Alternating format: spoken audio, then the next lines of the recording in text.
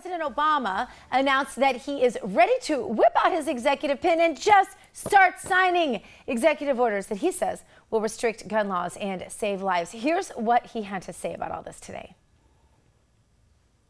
News is that these are not only recommendations that are well within my legal authority and the executive branch, but they're also ones that the overwhelming majority of the American people, including gun owners, support and believe in.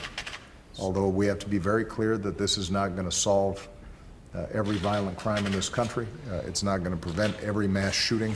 It's not going to keep every gun out of the hands of a criminal. It will potentially save lives in this country.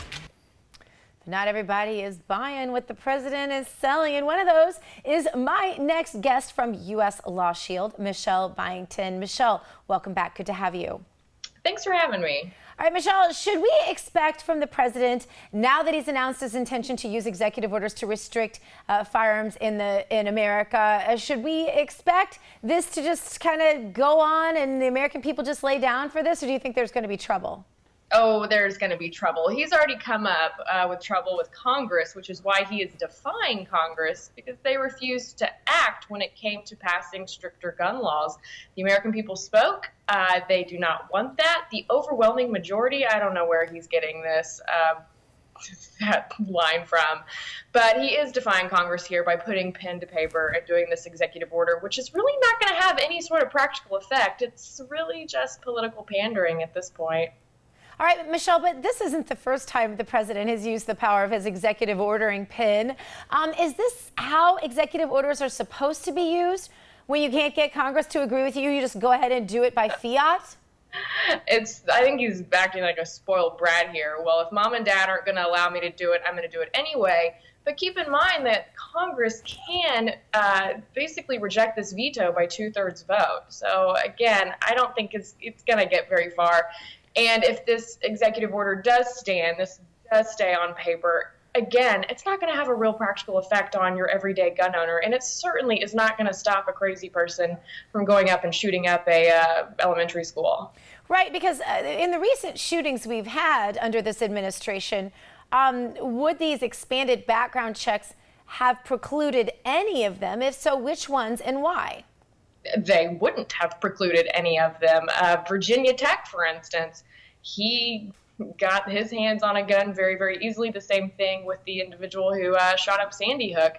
The thing is, and what people are refusing for whatever reason to realize, criminals don't follow the law. That's why they're criminals. They're not going to go through a background check. They're not going to go to a federally firearms licensed dealer, fill out that form 4473 that you're required to fill out, and go through the next process of getting your background checked. It's just not going to happen. If somebody is crazy enough to want to get their hands on a gun, it's pretty easy probably out there on the black market. They're going to get it, and they're going to do whatever they want with it. So the president says he's going to ramp up enforcement of already existing gun laws. I guess he's not worried about already existing immigration laws, but which of these gun laws are we talking about specifically? He's specifically talking about the issue with background checks, is expanding background checks. So right now, when you go to your dealer, you have to go through a background check to purchase a firearm. Now he's wanting to expand that to, say, private sales. So, for instance, if you have a gun that you want to sell to your neighbor who you've known for 20 years, you know they're a good person, you can sell that gun to them, and you don't have to undergo any sort of FBI check. He wants to expand this background check to those tiny sorts of transfers, which, again, are going to have no practical effect on your everyday gun owner. Bad guys are still going to get their hands on weapons. This week, I'm expecting gun sales, like they always do when Obama opens his mouth about guns, to go through the roof. I mean, I know that's not the intention of the president, but doesn't he realize that that's what happens every time he does go for more restrictive gun laws? You would think. You know, I had a client call me today who said it beautifully. He said that Barack Obama was so good for the gun dealer. Yeah. Every time he comes out and opens his mouth regarding gun control, sales skyrocket. And goodness, he is helping the gun dealers out. And some say, especially some Second Amendment advocates who don't want to see guns blamed for what people do, they say the answer is more mental health funding, including Donald Trump, who came out recently and started talking about mental health. This is a huge red flag to me as a member of the mental health community, somebody who's worked in this field virtually my entire life.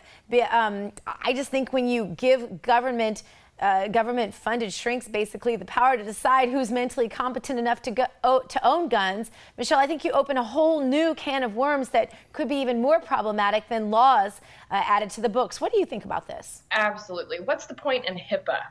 Number one, like, right. Why do we have these privacy laws in effect if you want to basically open those confidential files up where you have patient doctor privilege? You're opening this up to something that could absolutely hinder the practice of medicine, because clients or patients who come in are not going to be so forthcoming with their mental issues if they know some government agent is going to come rummage through their files, determining whether they are, have the mental capacity to properly possess and store a firearm. Exactly. Michelle Byington, thank you so much for being with us tonight. You can find her at uslawshield.com.